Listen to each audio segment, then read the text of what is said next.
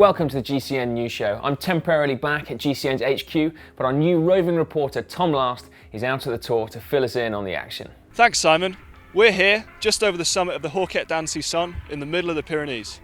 Yesterday, stage 8, which finished at Aix-Trois-de-Man, was the first summit finish of the Tour. We were expecting it to be kind of a little cagey, but in fact Sky tore it up. First up, Nairo Quintana of Team Movistar, the young Colombian, attacked on the Col de Payers. He took the Henri de Grange Prize, which is named after the Tour de France's founder and is given at the top of the highest climb of the Tour each year. And Quintana held them off until 5k to go on the summit finish, at which point Froome and Porte blazed past him, with Froome taking the win from Porte by 50 seconds, with the rest a further 20 behind Porte. Sky now looked to be in a similar position of domination to last year. Back to you in the studio, Simon. But what a difference a day makes as the Sky train became derailed just the very next day. We're here right at the finish of stage 9 of the Tour de France in Bagnères de Bigorre. Daniel Martin of Garmin SHARP's just taken the win in a 2-up sprint from Jakob Fuglsang of Astana. They countered an attack by Nairo Quintana on the final climb of the day, the Orica d'Ancy. They moved away despite Movistar and later Belkin's attempts to bring them back. Richie Porte, second yesterday, has slipped way out of contention after losing 13 minutes today, having been dropped off on one of the earlier climbs. Chris Froome remains in yellow, finishing with the rest of the favourites. Fantastic day for you today. Yeah, it was fantastic. Having done the winning the stage especially after this tough stage, it was incredible. Dan has now won Liège-Bastogne-Liège and a stage in the Tour de France, so a fantastic season. Yeah, it's a fantastic season for him.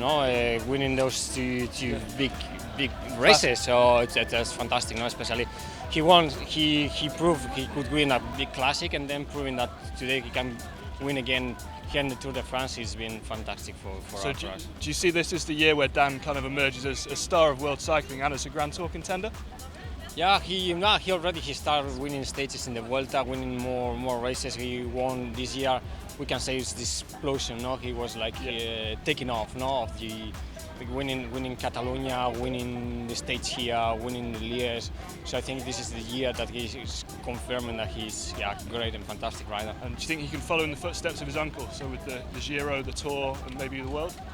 Yeah, for the moment we are focused here. We are focused here in the Tour, so that's one of the big objectives for us. So then maybe he's thinking also in the Worlds, so in September. So, but for the moment we keep focused here, which is it's a lot already. Okay, and looking ahead to the rest of the Tour, do you more stage wins from Dan, or? I hope so. Okay, great. The riders faced a quick plane trip north to Brittany for their rest day on Monday, but spare a thought for the army of team staff who had to make the drive 750 kilometres to Nantes. What do you think about the transfer to Brittany today or tomorrow? It's a little bit ridiculous. There's a lot of thought on taking care of the riders getting there quickly, but no thought on the staff. So we'll arrive at about 1 in the morning. So I think out of a safety aspect, I think it's pretty disgusting. Okay. I mean, if you think about it, we've been up since 5:30 this morning, and then we arrive at 1 o'clock in the morning. I mean, we are human as well. On a rather more relaxed stage, we asked Orica GreenEDGE's team mechanic Craig Geeta to let us in on some of their inside trade secrets, including this golden nugget of information. Just how do team mechanics get the bikes to weigh 6.8 kilos to satisfy the UCI's minimum requirements?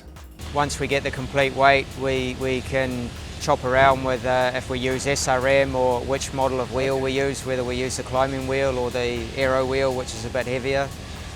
So we can play around with that, and then as a last resort we have lead weights that go in the bottom bracket spindle.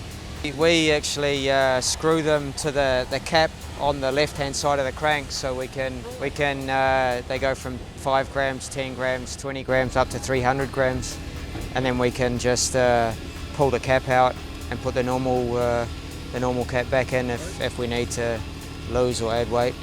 Well, we just went to the fishing shop and chopped them up and made them ourselves. In such a diverse first week, it's hard to pick a single standout rider. Here at GCN though, Orica GreenEDGE rider Simon Gerrans gets our vote for Rider of the Week. A hugely impressive stage win, followed up by captaining his team to the team time trial win and gaining the yellow jersey, finished off with a gift to loyal teammate Daryl Impey of that precious leader's jersey the very next day. Who was your Rider of the Week? Nairo Quintana, Geraint Thomas, Peter Sagan? Let us know in the comment section down below. Of course, the cycling world wasn't just looking at France this week. The Giro Rosa in Italy provided a captivating race. Marianne Vos of the Rabo women's team was stamping her authority over the race, including this solo win on stage 4 to extend her lead in the general classification. However, when the race hit the mountains, it was American climber Mara Abbott who demolished the field on 2 successive summit finishes. Stage 5 to Monte Beguer saw her win by an impressive 1 minute 44 over her nearest rival, and then the following day to San Domenico by another 24 seconds. Previous leader Marianne Vos suffered some heavy losses, pushing her down the standings to 6th.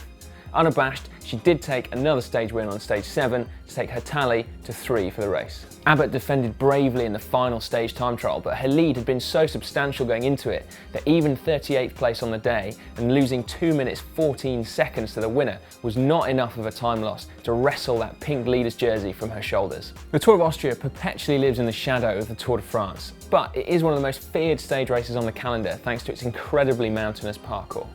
In this edition, it was home rider Ricardo Zoidel of Team Gomet Fine Simplon who dispatched World Tour opposition to take a tremendous victory. We'll leave you with Tweet of the Week from Jens Voigt.